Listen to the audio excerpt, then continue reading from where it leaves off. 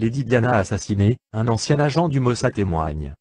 Ce qui va suivre ici est une information à haut risque, mais devant l'importance d'une telle information, notre décision ne s'est pas fait attendre. Un ancien agent du Mossad nous a adressé un témoignage capital. L'équipe de Wikistream remercie ici cet homme courageux pour lever le voile sur l'affaire de la princesse Diana, et sur son supposé accident. Le privilège insolent de posséder des services secrets n'est pas seulement l'apanage de quelques pays, qui s'arrogent le droit de croire encore qu'ils représentent de grandes puissances. Ce privilège est un droit qu'ont repris par mimétisme stratégique les firmes internationales. Ce n'est pas un luxe qu'elles se sont octroyé, mais bien une nécessité fondamentale pour se prémunir de l'espionnage industriel tout en ayant les moyens de l'appliquer pour leur propre compte. Si bien qu'au fil du temps ce sont devenus de véritables services de renseignement omnipotents, capables de produire des leviers d'influence sur n'importe quel marché et sur n'importe quel homme. Elles ont fait main basse sur les centres financiers, fixant le prix des brosses à dents, des voitures, des denrées alimentaires et du papier cul, qui vous lèchent la merde industrielle, que vous avalez tous les jours en achetant leurs produits pleins de pesticides, de colorants, de conservateurs et d'antivomitifs. Ces services de renseignement privés ont constitué au fil des années des ramifications impressionnantes, par exemple des milices de spéculateurs, qui travaillent ainsi contre les intérêts communs des peuples du monde. Ils ont même infiltré, et ce depuis longtemps, les agences de notation dont l'indépendance n'est qu'une vaste fumisterie. Certains diront ici qu'il est toujours aisé de s'insurger à tort sur les spéculateurs, que c'est quelque chose de trop facile, de bien trop vulgaire. Et pourtant, c'est à force de ne pas nommer les choses, et de laisser faire que l'exosquelette économique international s'est gravement dégradé. À l'heure actuelle, certains fonds d'investissement privés américains ont un intérêt financier à mettre des pays de la zone euro en faillite. Ils le font en achetant des CDS sur les dettes européennes, et en balançant sur le marché une masse nauséabonde de rumeurs. La réaction des autorités de marché devrait consister à identifier les spéculateurs dangereux, et à interdire les CDS. Pourquoi? Réponse: parce que le mécanisme des CDS permet à une banque de prêter sans assumer le risque complet d'une transaction, et sans augmenter ses besoins de capitaux de garantie. Il s'agit là d'un simple moyen de contourner les règles bancaires en créant un risque collectif extrêmement dangereux. Les CDS sont ainsi la principale source de diffusion incontrôlée des risques de crédit. C'est une fausse assurance et un moyen de spéculer. C'est l'escroquerie devenue à la fois forme d'arrêt pouvoir totalitaire. Il faut donc supprimer les CDS, afin de mieux réguler l'économie mondiale. Nous sommes engagés malgré nous, dans une guerre financière sans précédent. Qu'on se rappelle la timidité suspecte des agences de notation concernant leur triple A sur les subprimes de 2008. J'ai travaillé, il y a longtemps, pour une de ces firmes, et puis plus tard pour une agence gouvernementale, le Mossad. J'ai appris beaucoup sur la condition des hommes.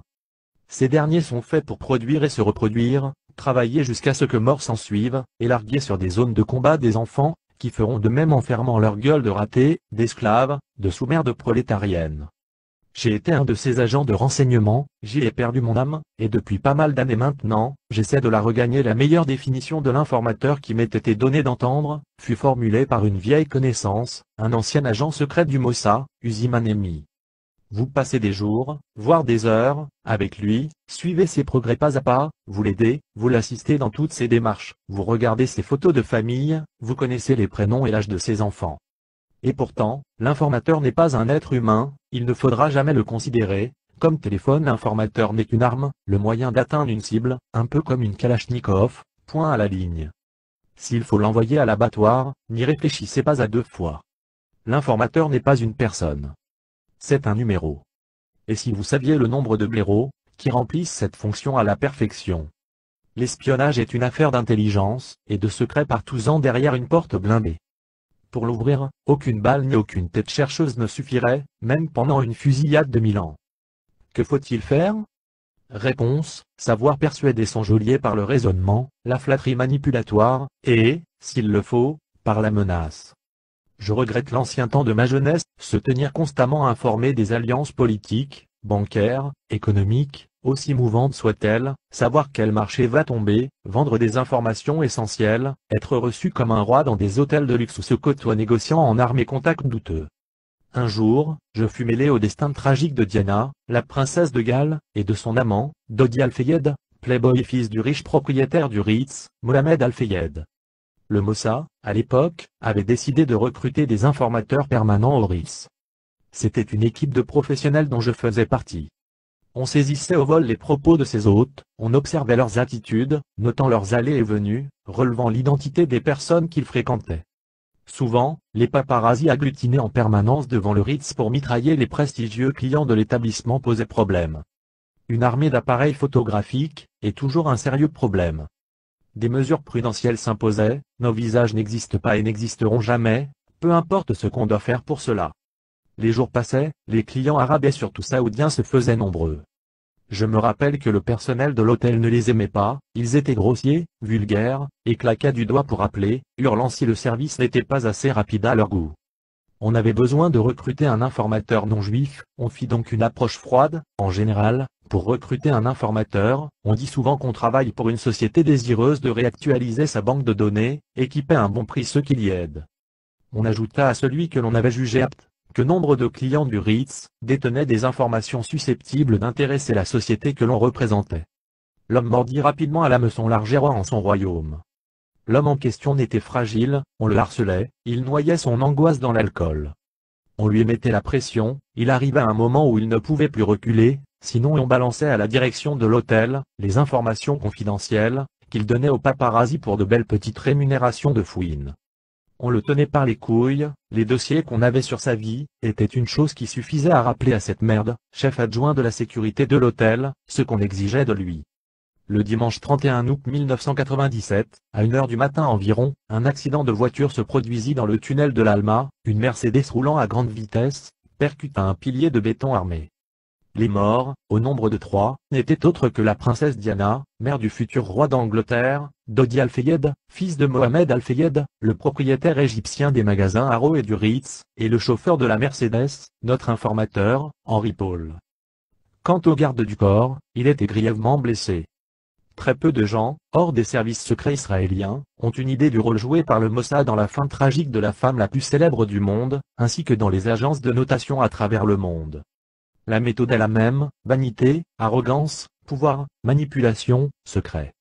Les humains sont si stupides, personne ne se pose jamais de questions, l'opinion publique a accepté la version officielle de l'accident sans relever les incohérences monstrueuses du dossier.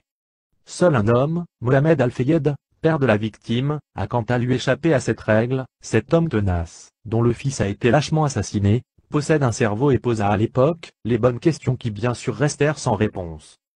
Pourquoi a-t-il fallu 1h40 pour conduire la princesse à l'hôpital? Pourquoi certains photographes n'ont-ils pas restitué les photos prises sur place?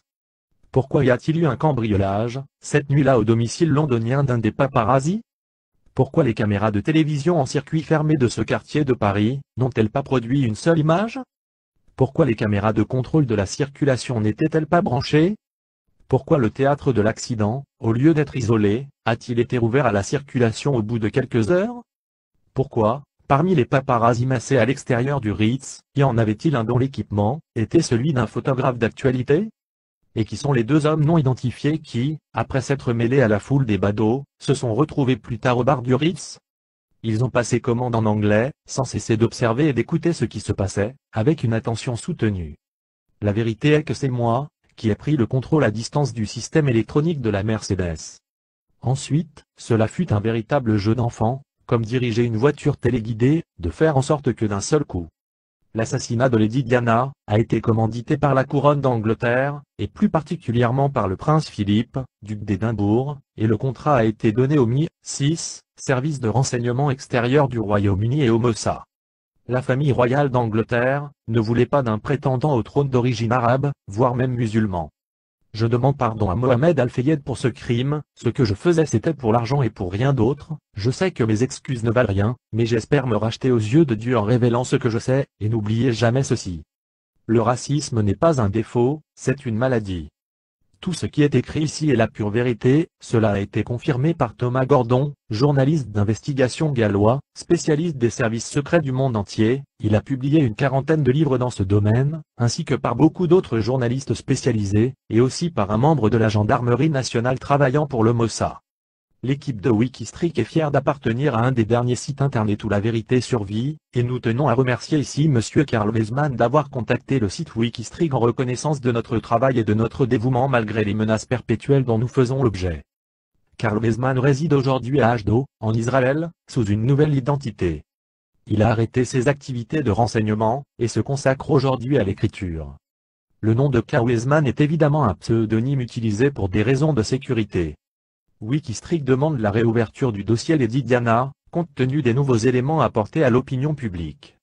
Nous tenons à apporter ici notre affection et notre soutien à Monsieur Mohamed Al-Fayed, qui s'est battu avec ténacité pour la vérité sur la mort de Lady Diana, et de son fils de Guy Al-Fayed.